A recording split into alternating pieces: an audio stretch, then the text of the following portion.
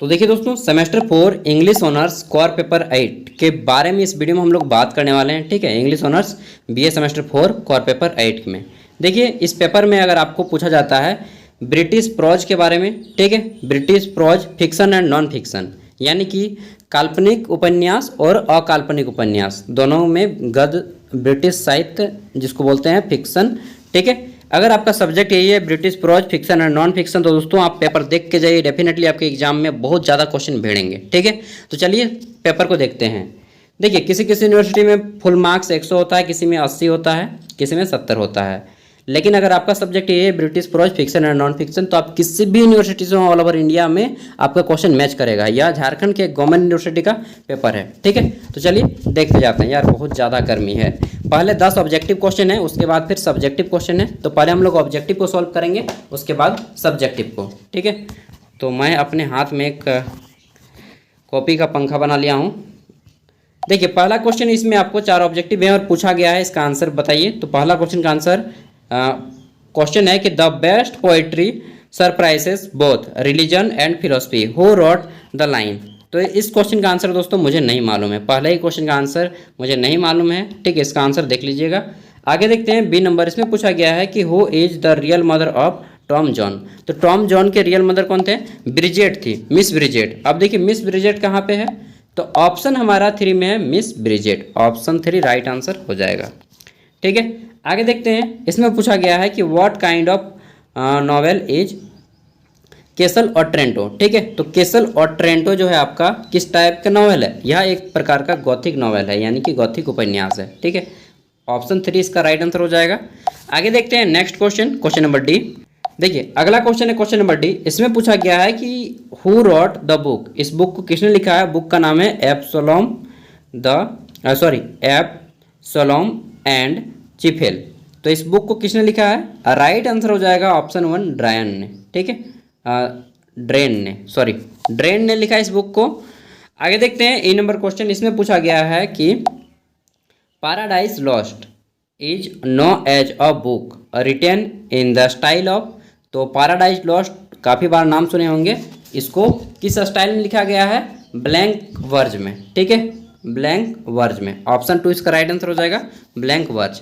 सभी इंपॉर्टेंट है आपके एग्जाम के पॉइंट ऑफ व्यू से, तो नोट करते जाएंगे।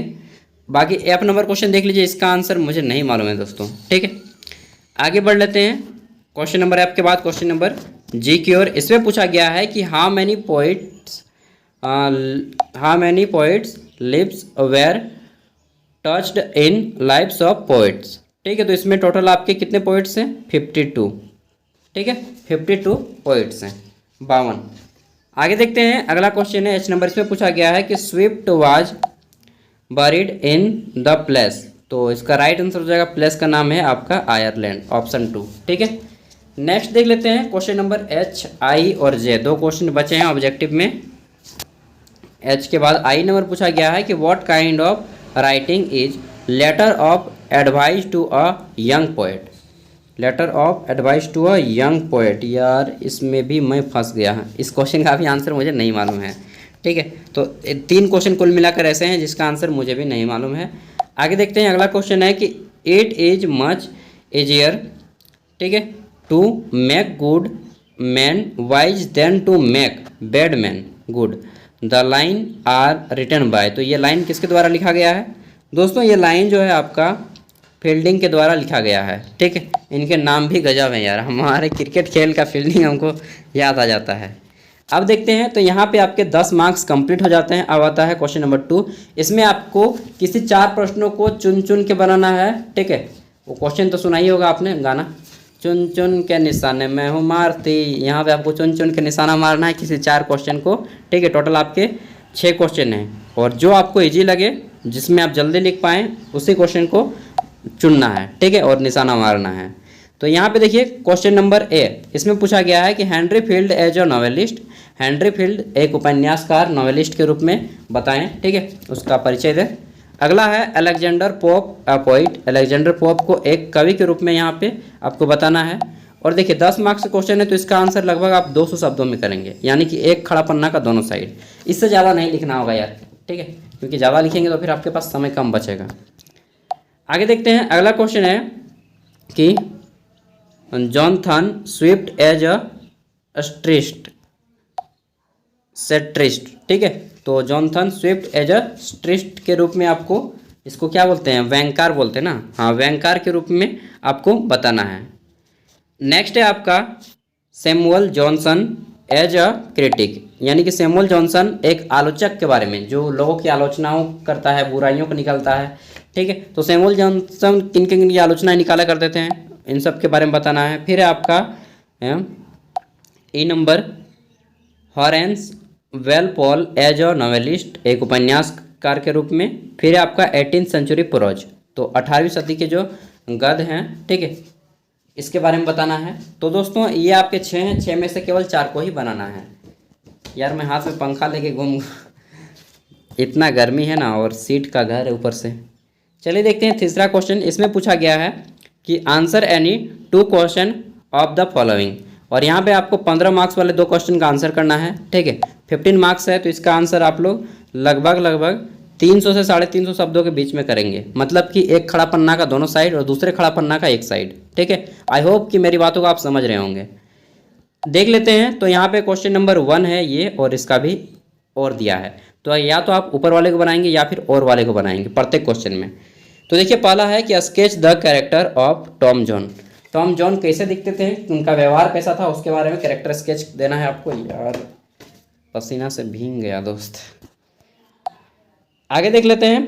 तो इसी में पूछा गया है और में कि consider Tom John as a comic epic in prose, ठीक है। देख लेते हैं बी नंबर। इसमें पूछा गया है कि discuss the castle of Otranto as a gothic novel, ठीक है। तो आपका गॉथिक नॉवेल, सॉरी यार इसको कास्टल नहीं, इसको केजल पढ़िएगा, ठीक है, केजल। आगे देखते हैं। नेक्स्ट क्वेश्चन है इसी में और में कि जस्टिफाई द टाइटल, इस जस्टिफाई करना है इस टाइटल को कि कहाँ तक सही है, द केजल ऑफ ऑट्रेंटो, ठीक है। आगे देखते हैं नेक्स्ट क्वेश्चन सी नंबर। इसमें पूछा गया है कि summarise the main point of A Modest Proposal. Next है आपका अंतिम क्वेश्चन और में इसमें पूछा गया है कि how does Samuel Johnson party John, ठीक है, सॉरी पोट्री, इतना गर्मी है दोस्त, ठीक है। तो ये क्वेश्चन क्या था कि how does Samuel Johnson portray John Milton in Lives of Poet. तो ये था आपका कोर पेपर 8। इसके बाद मैं आपको कोर पेपर 9 देख सकते हैं, भीग गया हूँ। Core paper 9, core paper 10, generic elective का पेपर और सेक का पेपर, सभी के पेपर मैं अवेलेबल कर दिया हूँ, ठीक है। आप देख लीजिए और अपने एग्जाम के फ़ायदा उठाइए। और बाकी आपको घर में प्रैक्टिस करना है, 3 घंटा एग्जाम की तरह घर में ही बैठ जाना है, ठीक है, और घर में ही एग्जाम देना है। उसके बाद वहाँ पे एग्जाम दीजिएगा। ऐसा क्या है कि आपका हाथ खुल जाएगा, 3 घंटा आपके बैठने की आदत कंटिन्यू रहेगी, ठीक है। और ब्लैक और ब्लू पेन 2 लेके जाना ही, आप तो जानते ही हैं, 4 सेमेस्टर पहुँच गए हैं, ठीक है। और इसी तरह से और 2 सेमेस्टर आपको कंप्लीट करने हैं और आपका सेमेस्टर ग्रेजुएशन क्लियर हो जाएगा। अब ये आप तो पार लगे हैं, जो न्यू एजुकेशन पॉलिसी आया है उसमें बहुत टफ कर दिया है ग्रेजुएशन, ठीक है। तो चलिए आप लोग पार लगे हैं, ऑल द बेस्ट, अच्छे से एग्जाम दीजिए। इसके बाद कोर पेपर 9, 10 दोनों ही मैं जल्दी अपलोड कर दूंगा। इसका PDF का लिंक आपको वीडियो का डिस्क्रिप्शन में मिल जाएगा, वहाँ से आप लोग डाउनलोड कर लीजिएगा। बाकी गर्मी बहुत ज़्यादा है, ठीक है। Thank you.